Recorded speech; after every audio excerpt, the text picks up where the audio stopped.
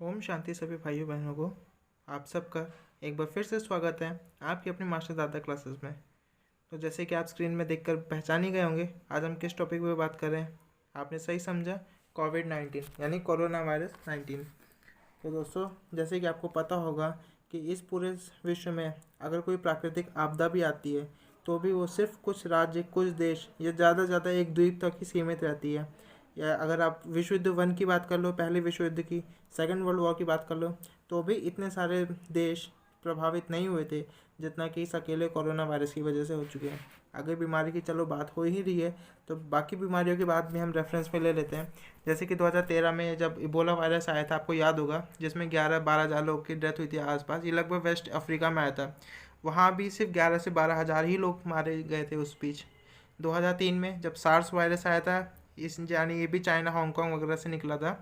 इसमें भी जो बैट से फिर कैट वगैरह में जाता है, चमगादड़ से बिल्ली, बिल्ली से इंसानों में किसी तरह आया था। इसमें भी इतने लोगों की मौत नहीं हुई थी। ये भी हल्का रेस्पिरेटरी, इसमें भी टाइफाइड मतलब खांसी जुकाम वगैरह होता है, सूखी खांसी होती है। अगर आप HIV की बात करो 1981 में, उसमें भी अब तक 3.5 करोड़ लोग की डेथ हो चुकी है अब तक। जब 1981 से लेके 2020 तक 3.5 से 4 करोड़ के लोग की डेथ हो चुकी है। इसकी भी कोई दवाई तो नहीं बनी, लेकिन इसे भी रोका गया है, काफ़ी हद तक कम कर दिया गया है।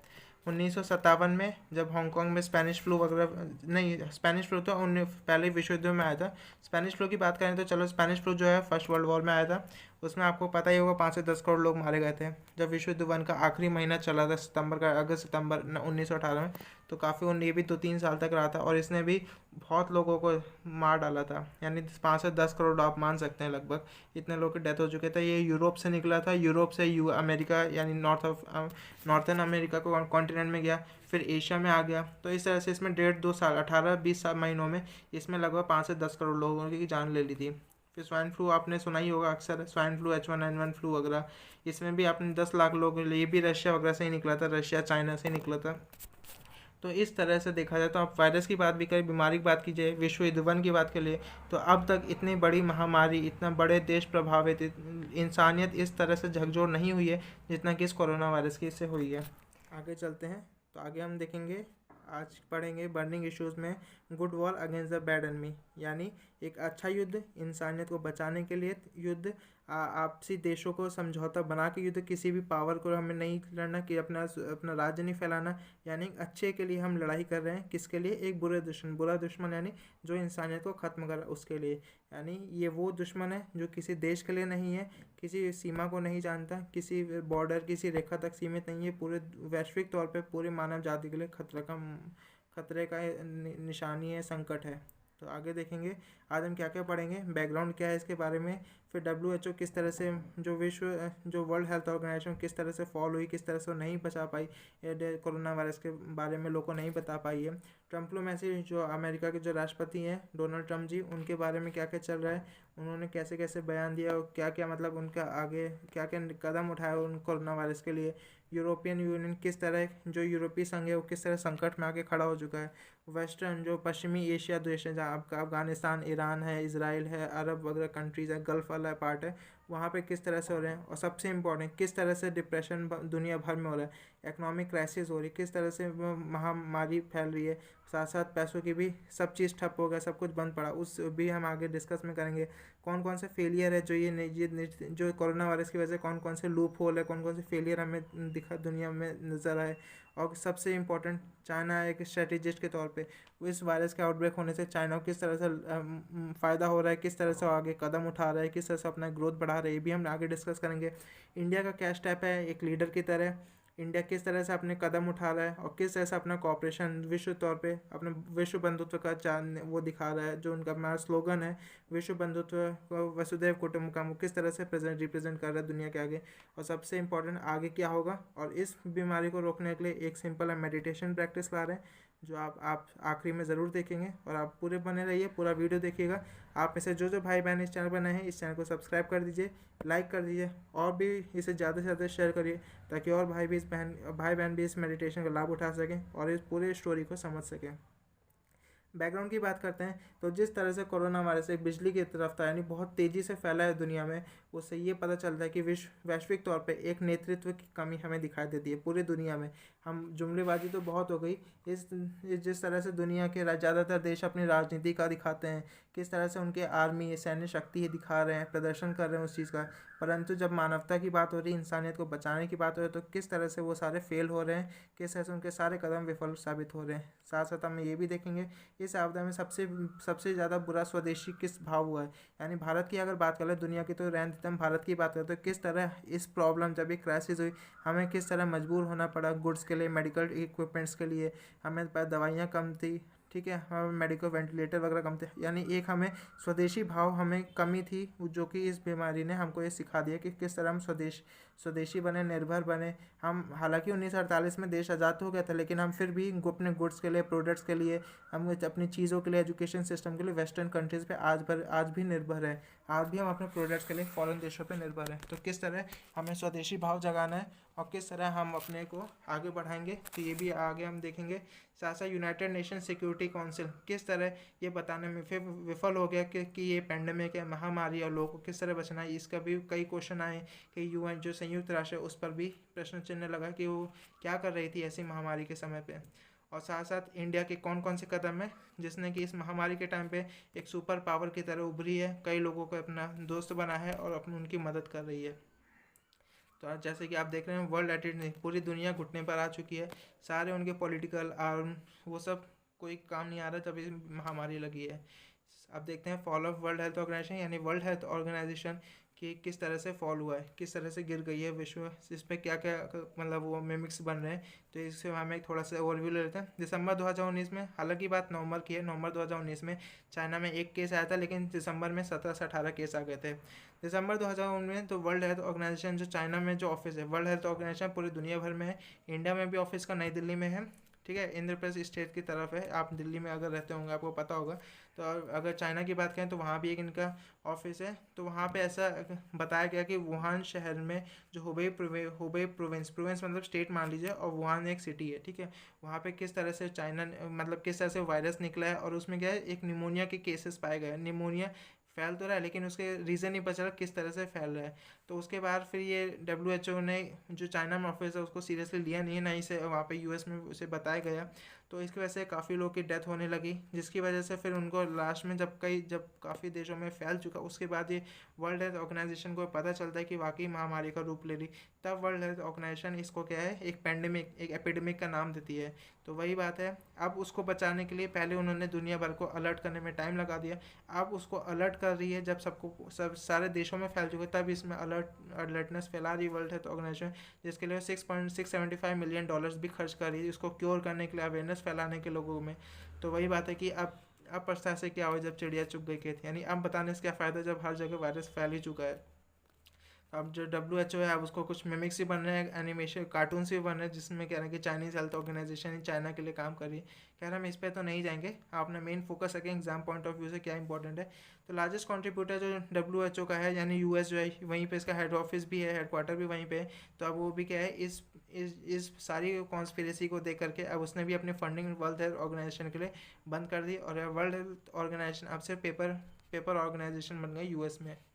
आप डिप्लोमेसी की बात करते हैं तो US का डिसीजन है, उन्होंने आप मतलब उन्हें जो कंट्रीब्यूशन कर दी वर्ल्ड हेल्थ ऑर्गेनाइजेशन के लिए, तो आप जैसे इस फिगर में देख ही पा रहे होंगे, $57.9 मिलियन का जो है वो हर साल कंट्रीब्यूशन करती है यूनाइटेड स्टेट। उसके बाद चाइना है, US, तो लगभग के मेजर कंट्रीब्यूशन, यानी चाइना का लगभग मोर देन 200% से भी ज़्यादा वो अपने जो फंडिंग है उससे रोक रही है, जिसकी वजह से ये चाइना मतलब वर्ल्ड हेल्थ ऑर्गेनाइजेशन के लिए बहुत बड़ा क्वेश्चन है। From unnecessary trade war to an increasingly desperate corona virus war, US और चाइना ब्लेम गेम खेल रहे हैं। जो चाइना है वो US पे HIV फैलाने के लिए बोल रही है। हालांकि HIV को आप उसको स्टोरी आप गूगल में सर्च कर सकते हैं, वो अफ्रीकन कंट्री से निकला था, चिंपैंजी से, ऐसे सोर्सेज बता रहे हैं। फिर वो धीरे धीरे फिर अफ्रीकन कॉन्टिनेंट में फैलता है, फिर धीरे धीरे वो वाशिंगटन जाता है, कैलिफोर्निया जाता है, फिर वहाँ से सैन फ्रांसिस्को फैलता है। वो तो खैर बात की बात है, लेकिन कई लोग इस पर बोल रहे हैं कि चाइना कह रहा है कि US ने वो एड्स फैलाया, और US बोल रहा है कि ये ब्लेम गेम कि आपने कोरोना वायरस फैलाया। तो ये काफ़ी ब्लेम गेम खेल रहा है। Weekend economically and politically after colony, तो पूरी दुनिया भर में इकोनॉमिकली यानी आर्थिक तौर पे और राजनीतिक तौर पे काफ़ी प्रॉब्लम हो गई, कमज़ोर हो गए सारे system. US capacity to play critical role in the world, और जिस तरह से US अपना एक महत्वपूर्ण रोल निभाता है, अब वो भी धीरे धीरे कम होता जा रहा है। यूरोपियन यूनियन वो यानी संकट में, किस तरह यूरोपियन संघ संकट में है। तो European union most progressive post national regional agreement stood clueless when तो ये बिल्कुल भी क्लूलेस है, ऐसे कोई खबर नहीं है। और जिस तरह से यूरोप में फैला ये मतलब कोरोना वायरस, ये काफ़ी संकट का दौर है यूरोपियंस के लिए। यूरोपियंस एक मीडियम और शॉर्ट टर्म के लिए अपनी सारी रेखाएं उन्होंने बंद कर दिया है। अब खुद ही एक दूसरे की मदद कर रहे हैं अपने देशों में, और कोई कोऑर्डिनेशन नहीं है, और आपस के रीजन में पड़ोसी देशों में भी कोई अपने संपर्क नहीं है। तो अगर वेस्ट एशिया की बात करें तो वेस्ट एशिया में बेसिकली जो सऊदी अरेबिया है और ईरान, ये बहुत ही डिफिकल्ट टाइम से बीत चल रहे हैं। यहाँ पे काफ़ी प्रॉब्लम चल रही है कोरोना वायरस की वजह से। साथ साथ जो गल्फ़ कंट्रीज़ हैं, जो आपके जो ईरान पड़ जाता है, इसराइल पड़ जाता है, जॉर्डन है, इजिप्ट वगैरह है, सऊदी अरेबिया है, तो यहाँ पे भी आपको काफ़ी देखना पड़ेगा। जो ऑयल, ये मोस्टली ऑयल डोमिनेंट कंट्री, यहाँ पे जो सारा ट्रेड होता है वो ऑयल की वजह से ही होता है। और ऑयल काफ़ी तौर पर यहाँ पे डिक्रीज़ हो रहा है, ऑयल की मांग कम हो रही, रिजर्व वहाँ पे ऑलरेडी वहाँ के स्टॉक फुल हो रहे हैं, जिसकी वजह से ऑयल का एक्सपोर्ट इम्पोर्ट नहीं हो रहा है। और इसी वजह से काफ़ी यहाँ पे प्रॉब्लम हो रही है, इकोनॉमिक प्रॉब्लम हो रही है, फाइनेंशियल प्रॉब्लम है, साथ साथ कोरोना वायरस तो है ही है। अगर हम इसराइल की बात करें तो इसराइल भी इस प्रॉब्लम से तो अफेक्टेड है, लेकिन वो इसका एडवांटेज लेना चाह रहा है वो फ़लस्तीन वाले इशू में। फ़लस्तीन के मैं आपको तो ये इस टॉपिक पे आपको पूरा डिस्कस करना पड़ेगा, अलग वीडियो सेपरेट लेक्चर लाना पड़ेगा, लेकिन मैं हल्का ओवरव्यू दे रहा हूँ कि जो हामा कम्युनिटी है, पहली बात इसराइल और फ़लस्तीन, ये दो अलग अलग जगह थी। जैसे अपना इंडिया पाकिस्तान वाला इशू चल रहा है, वैसे फ़लस्तीन का भी नेवर एंडिंग इशू है इस वक्त का। तो यहाँ पे क्या हो रहा है कि जो फ़लस्तीन वाले लोग हैं, फ़लस्तीन को मेजर सपोर्ट क्या है, अरब कम्युनिटी का है, यानी अरेबिया वगैरह कंट्री, सऊदी अरेबिया, इनका सपोर्ट मिलता है। और इसराइल क्या है, वो इकलौती कंट्री जहाँ पे जूइश रहते हैं। तो इसराइल क्या करना चाहता है, वो फ़लस्तीन को कॉन्क्वर करके अपनी जो जूइश कम्युनिटी है उसको एक्सपेंड करना चाह रहा है। लेकिन जो अरब का इंटरफेरेंस है, यानी जो हामा है, हामा कौन होते हैं, वहाँ के जो सुन्नी इस्लामिक मिलिटेंट ऑर्गेनाइजेशन है। हामा क्या है, सुन्नी इस्लामिक मिलिटेंट ऑर्गेनाइजेशन, वो वहाँ पे अपना कॉन्क्वर करना चाह रहा है इसराइल को भी।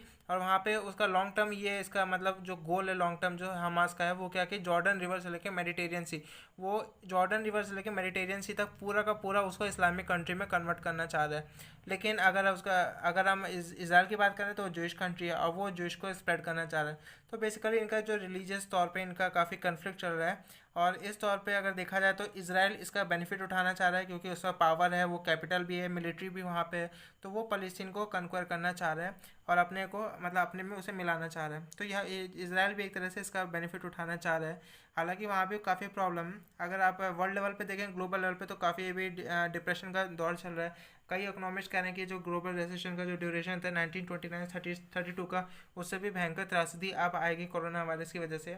साथ साथ हाइपर नेशनलिज्म की फीलिंग बढ़ी। हाइपर नेशनलिज्म मतलब लोगों में क्या है, नेशनलिटी के लिए ज़्यादा भरोसा हो रहा है, क्योंकि जब बड़े बड़े ऑर्गेनाइजेशन जो थे 1940s वाले, वर्ल्ड बैंक या WHO, ये फेल हो रहे हैं, जो ग्लोबल लेवल पे मानवता को बचाने के लिए बनाए गए हैं, जब ये फेल हो रहे हैं तो लोगों ने कोई सहारा उनको मिला नहीं, तो वो कहें कि हमें आत्मनिर्भर बनना चाहिए, हमें अपने देश पे ही रहना चाहिए। इंडिया की बात कर लीजिए, अगर इंडिया में भी क्या हो रहा है कि इंडिया क्या कहते हैं, अभी तक तो उसमें इतना मतलब सेल्फ रिलायंट था नहीं। मोस्टली क्या है, इंडिया था तो हो तो क्या था, अपना इंडिपेंडेंट हो गया था, लेकिन बेसिकली हम क्या है, यूरोपियंस और वेस्टर्न कंट्री पर डिपेंड थे अपने सारे गुड्स वगैरह के लिए। सारा अपना रॉ मटेरियल वहीं से मंगाते थे, इंडस्ट्रीज़ वहीं से आती थी, मशीनरी वहीं की आती थी, बड़ी बड़ी कार कंपनीज भी आप देख सकते हो वेस्ट एशियन कंट्रीज़ की हैं।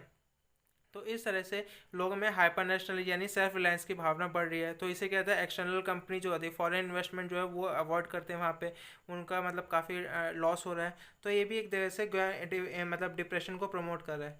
अगर आप ग्लोबली तौर पे देखें किस तरह से कोविड-19 की वजह से जो ग्लोबली इकोनॉमिक में इम्पैक्ट पड़ा है, वो अगर इंडिया की बात करें, अब पहले वर्ल्ड के लेवल बात करते हैं, वर्ल्ड की जो इकोनॉमिक ग्रोथ हुई थी लगभग 3% के हिसाब से हो रही थी। लेकिन जैसे ही कोरोना वायरस का जो आउटब्रेक होता है, उसकी वजह से काफ़ी 3 से क्या है वो 1.8 1.7 तक हो जाती है।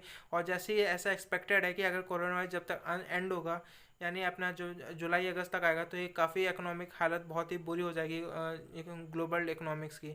अगर इंडिया की बात करें तो इंडिया की भी डेवलपमेंट हो रहा था, लेकिन कोरोना की वजह से कोविड-19 का जो इम्पैक्ट काफ़ी तरह से कंट्रोल में आ जाएगा, तो तभी भी इंडिया की मतलब जो एक्सपेक्टेड जो ग्लोबल ग्रोथ है वो काफ़ी हद तक नॉर्मली रहेगी एज़ कम्पेयर टू बाकी Italy, Japan, Germany, UK, US वगैरह से अगर कंपेयर करें।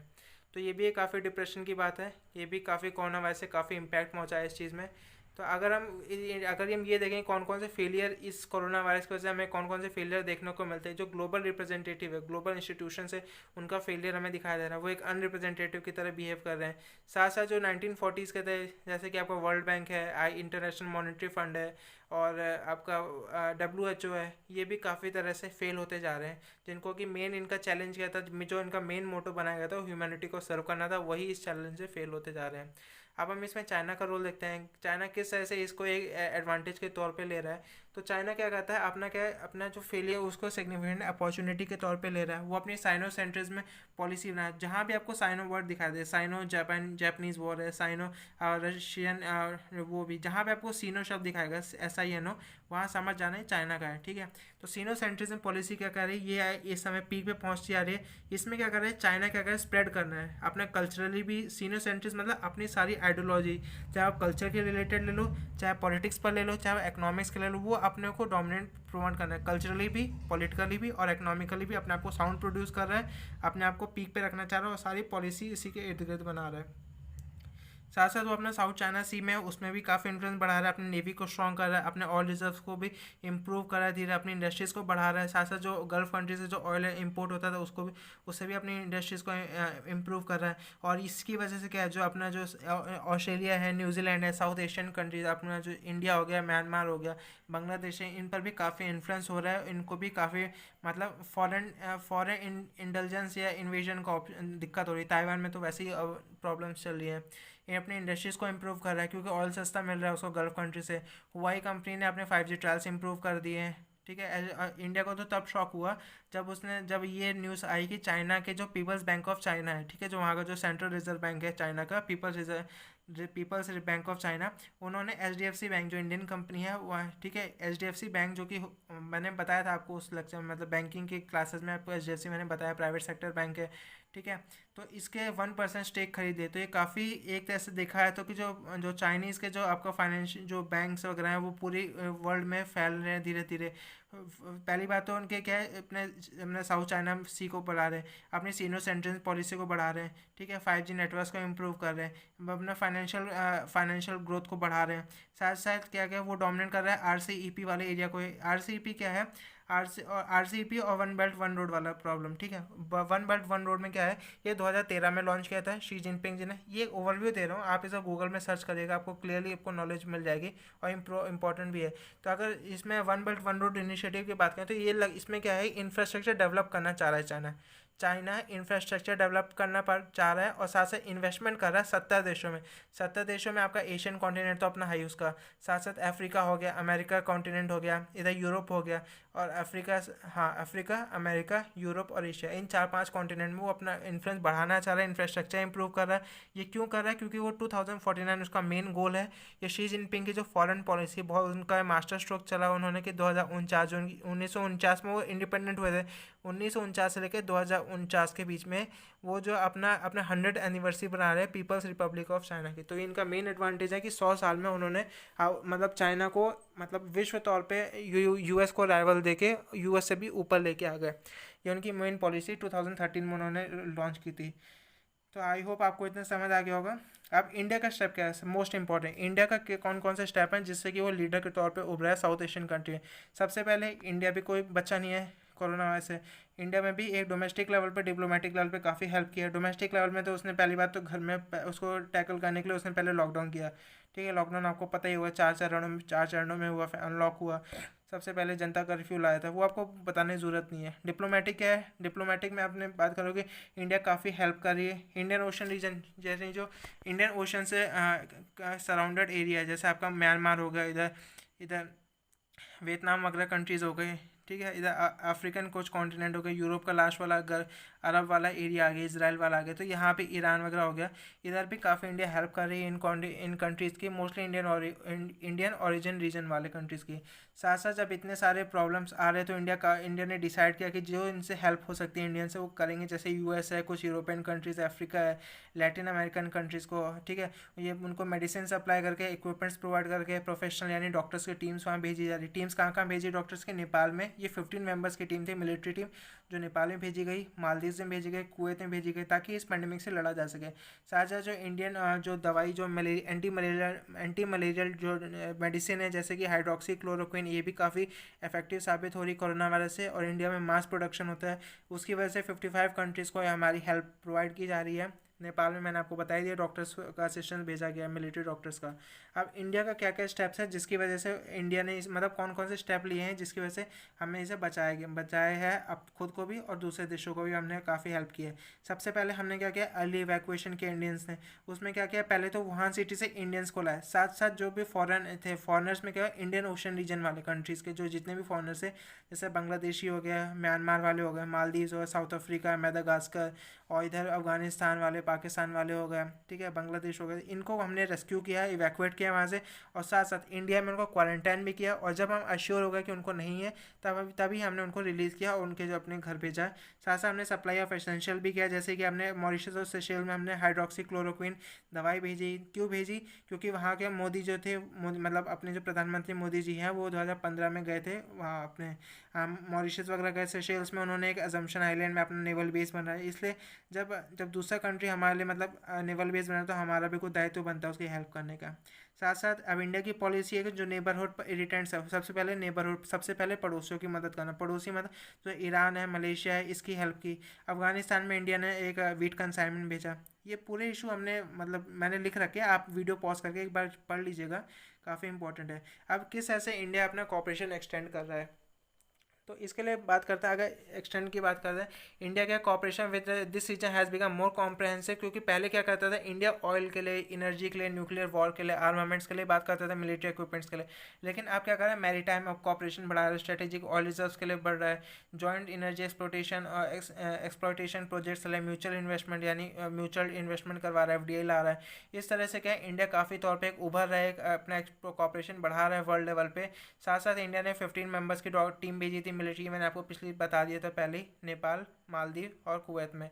जॉर्डन अरब एमिरेट्स हो गया, दुबई वाला एरिया, और ओमन हो गया, यहाँ पे भी इंडिया ने मेडिसिन प्रोवाइड की थी, ठीक है। अभी मैंने वो भी बताया था, ईरान है, मॉरिशस है, सेशेल्स है, यहाँ भी इन्होंने मेडिकल वो पहुँचाया था, ठीक है। इसराइल क्या है, अपना जो मेजर लार्जेस्ट आर्म सप्लायर्स है, वहाँ भी इंडिया ने ह्यूमैनिटेरियन और मेडिकल इक्विपमेंट यानी वेंटिलेटर वगैरह प्रोवाइड किए, ठीक है। ईरान से लोगों को एवैक्यूएट करके भी यहाँ लेके आया था। Emergency leader south Asian countries का लीडर बन के उभर रहा है। और साथ साथ इंडिया में आपने वो इमरजेंसी PM केयर फंड तो सुना ही होगा, ठीक है, जिसमें $10 मिलियन तक का इमरजेंसी फंड आपने इकट्ठा कर लिया।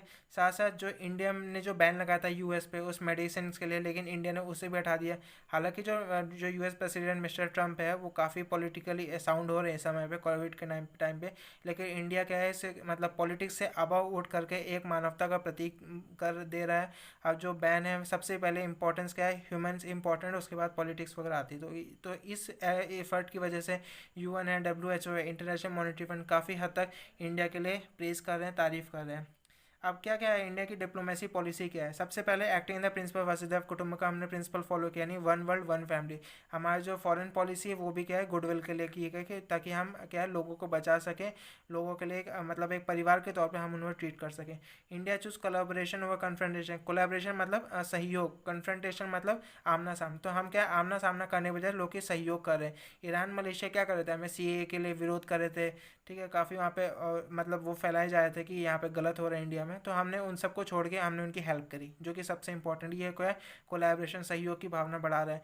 बीइंग द ग्लोबल फार्मेसी, जब इंडिया ने हाइड्रोक्सी क्लोरोक्विन बनाना स्टार्ट किया, तो क्या है इंडिया को क्या है एक टाइटल में, थर्ड लार्जेस्ट ड्रग प्रोड्यूसर बन गया इंडिया, फार्मा हब बन गया इंडिया, ठीक है, फार्मेसी ऑफ द वर्ल्ड का टाइटल दिया गया है, ठीक है। अब थ्रेट है एवरीवेयर, हर जगह कोरोना वायरस की थ्रेट है, क्योंकि अब अपने ही नहीं बच सकते, अपने परिवार घर में नहीं सुरक्षित रह सकते।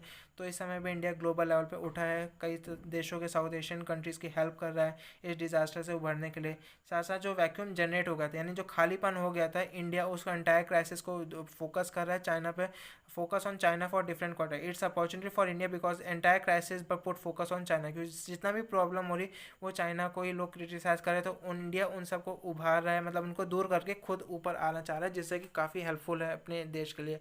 India has been nimble footed enough to get the opportunity and build up a goodwill. इससे इंडिया को काफ़ी गुडविल की मिल रही है।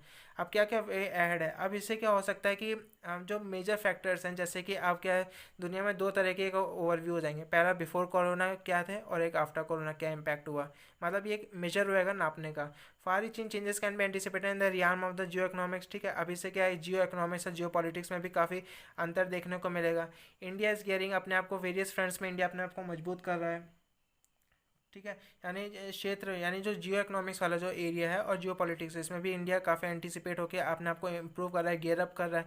कई चैलेंजेस में इंडिया ऊपर उठ रहा है। Efforts and message simple simple है। इंडिया के जो डिप्लोमेसी उसे समय साफ साफ ये पता चल रहा है कि जो कंट्री वैल्यू और कंट्री इंडिया क्या है, अपनी जो वैल्यूज़ है, अपनी जो नैतिकता है, मौलिक भावना है, उसको दुनिया के सामने पेश कर रहा है। The Indian act of generosity has turn the world attention towards India. और जो इंडिया की जो वैल्यूज़ हैं, जो इंडिया की जनरोसिटी है, वो पूरा देश, उसे पूरी दुनिया देख रही है। और ये पूरा क्लियर क्लियर नतीजे हैं, जिससे कि हमको ये पता चल रहा है कि दुनिया एक जो दुनिया है वो इंडिया की तरफ आकर्षित हो रही है, और एक इंडिया एक मेजर हब बन के उभरेगा इस कोविड के बाद। तो ठीक है, आपको लेक्चर कैसा लगा आप मुझे ज़रूर बताइएगा कमेंट करके। आप शेयर करिए इस वीडियो को, और साथ साथ इस प्रॉब्लम से उभरने के लिए एक मेडिटेशन है जो कि ऑडियो सॉन्ग है, जो ऑडियो कमेंट्री है, आप उसको ट्राई करिएगा और फिर एंजॉय करिए, पढ़ते रहिए, खुश रहिए। ओम शांति। ओम शांति। ये 5 मिनट देश व विश्व की सेवा के लिए हैं।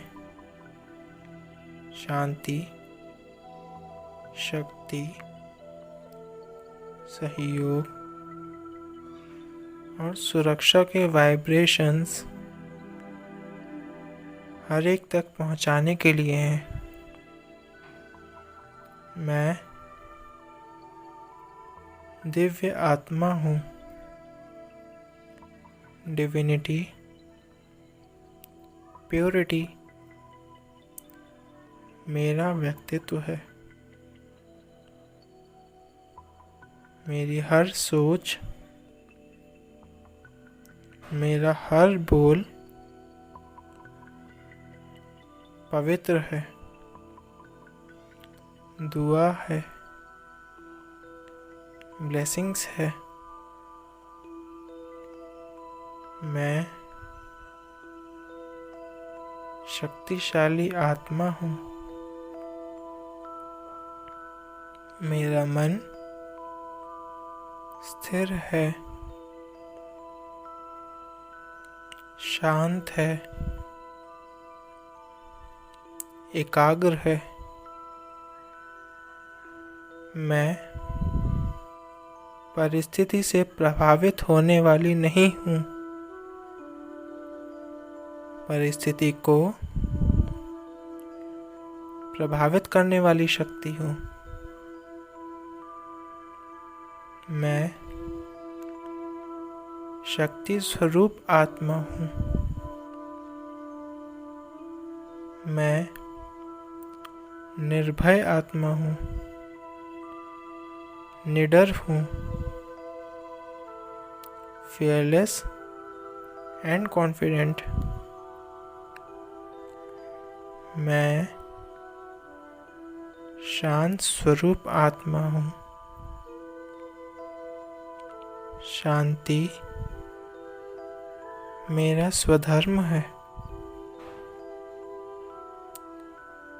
शांति मेरा संस्कार है। मेरा मन शांत, बोल मधुर, कर्म श्रेष्ठ। मेरा शरीर स्वस्थ है, निरोगी है। परमात्मा की शक्ति, परमात्मा की दुआएं मेरे चारों तरफ एक golden white light energy circle है। परमात्मा की शक्तियाँ